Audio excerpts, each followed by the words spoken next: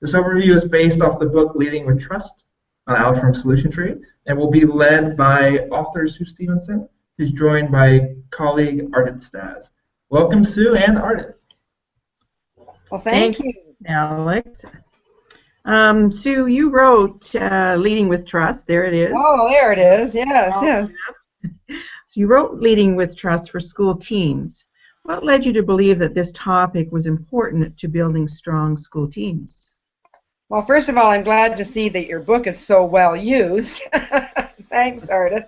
Well, you know, my mission has always been to nurture a playful, kind, trusting learning environments. And I believe that you can't lead without trust. It's just a basic, and trust is often the missing piece. And we've all seen so many initiatives, worthwhile initiatives, fail in implementation because they're, for some reason, derailed by distrust. And it becomes a waste of money, more importantly, a waste of time, sometimes an effort. And the cynics dig in even deeper. And we can't afford to do that anymore. It's one of the reasons that I wrote the book. We have to abandon distrust and really get beyond it. So, you know, it's funny, over the years I've heard people say, we don't have time to work on trust. We've got so many things going on. And I think that's such a shame. And I bet if they looked closely at the initiatives that aren't working well, that distrust is probably a key issue. So what's involved in becoming more trustworthy?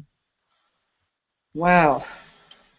Well, it's a very complex issue, being trustworthy. I think it's based on your credibility, our street creds, as the kids say. And credibility comes from two places. Our character, kind of what's inside of us, things like honesty, respect, the value of our word. So character and competence. When I realized that growth in trust levels is directly correlated to student achievement and staff learning, I was even more excited about writing the book. So it's about being trustworthy. It's not another new initiative we have to roll out or another binder, but trust is a way of life, a way of being successful with what it is that we're trying to do. Does that make sense? Sure does. Okay. Your research and your experience led you to structure your book and your workshops with strategies for moving teams from distrust to higher levels of trust. Can you tell us a bit more about the structure or framework that you use in your book and workshops? Okay. Well, one client told me that they had been trying to get a PLC, professional learning community, embedded at their school, and they've been working on it for about 18 months. And they realized that trust was the issue. So the organizer and I spent some time together, talked about it, and I ended up spending a day and a half with that whole staff, and they were able to put the real issues out on the table. One participant said, I think we're finally moving. So I sometimes think we need to step back from what we're working on and work on trust in order to move forward. Now, so you've had some experience yourself in developing trust when you opened a new school. Yes. That when I was opening a new school, it was a school with 880 students a few years back as the principal. It was quite an experience. I knew I had to do 3 things, though, and it really led to the structure of the book. I had to build my own self-trust, my own capacity. I mean, I knew it was there, I just had to use it. I had to build trust between me and the staff, and vice versa. But I also had to nurture them to build trust among themselves. So it wasn't easy, but it took time, but a lot of those staff members are still there today. It's still a great school. So the book follows that structure. Personal strategies for capacity building for yourself, and interpersonal strategies to develop team trust. And there's a solid research base included in strategies and activities at each level, at each stage. Now, your book also talks, though, about distrust. Yes, and actually, to be honest, when I was writing the book, I was going to start at the early level of trust, and it was the Solution Tree editors that wisely encouraged me to dig deeper and to examine distrust. That's really the toxic kind of conflict-ridden stage. So the book really has 3 sections: distrust, early trust, and mature trust. You used a few visuals to help your readers and participants to think about trust, and one of them is the trust glass. Some might say it looks like a shot glass, and maybe Alex can put that up for us, that visual up for us now. So it's critical to assess where a group is with their trust levels before planning activities to help them grow. And yes, the trust glass does look a bit like a shot glass. Maybe it should be more like a martini glass that is wider at the top and narrows down kind of to the bottom. But research shows us with this trust glass that most schools hover around distrust and early trust at best. So I think it's a very clear visual, and it's easy to remember, so that it goes from distrust at the bottom to, through a stage some teams barely notice, to early trust as they're developing, to mature trust. So it's a way to inspire people to move from poor to fair to good to great. So thanks, Alex. Thanks for putting that up there. So how do people figure out where their group or team is on this trust glass? Yes, well, I guess there's 2 answers to that.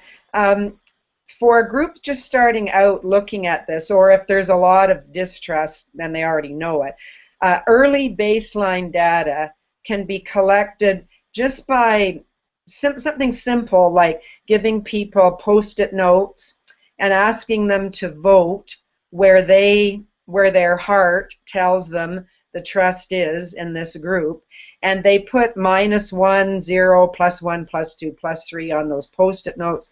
They can be collected and collated and tell the group what the results are, and often people are very surprised. Beyond that, there are major surveys included at the back of the book, and we've developed a series of other questions at some of the lessons we've learned over the years.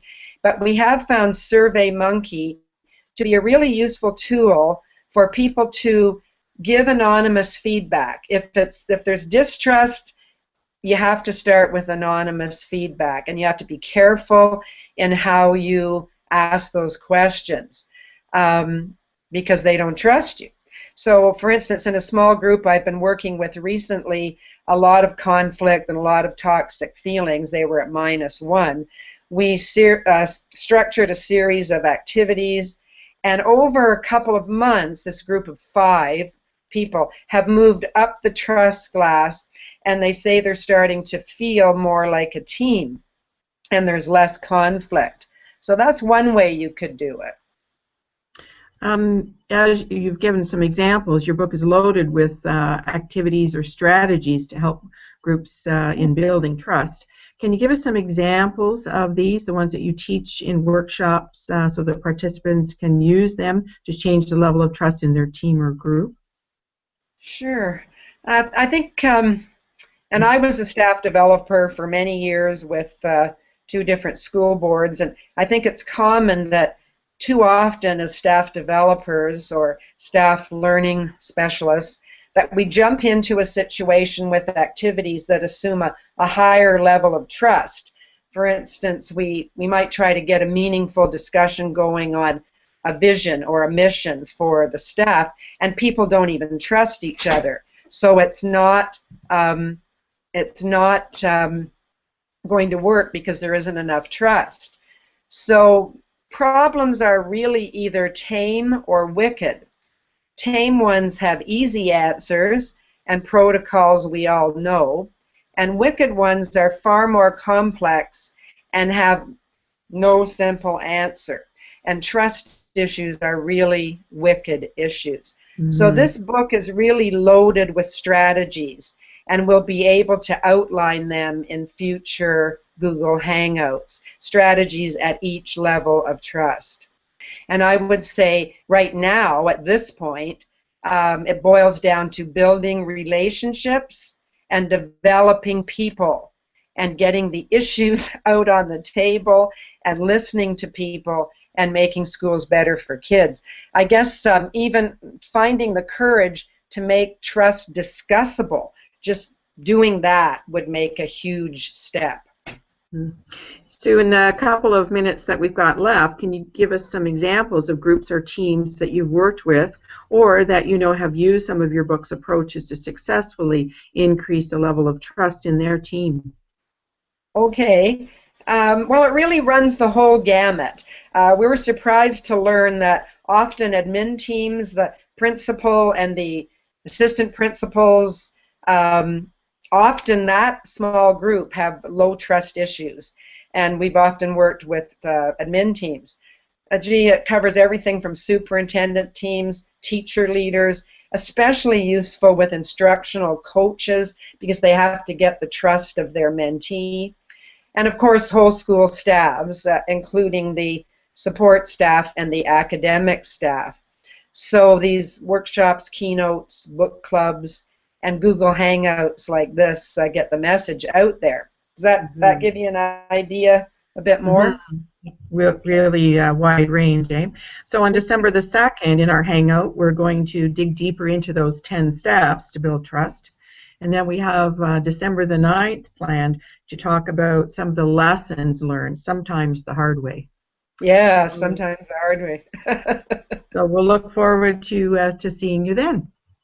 Okay, thanks for hanging out with me, Ardith and Alex. Bye for now. See you on December 2nd. Bye-bye. Thank you, Ardith, and thank you, Sue. Next Hangout will be December 2nd at 4 p.m. Eastern on 10 Critical Steps. You can get more information on Solution Tree and Leading with Trust by visiting us at solution-tree.com or on Twitter at Solution Tree. Thank you.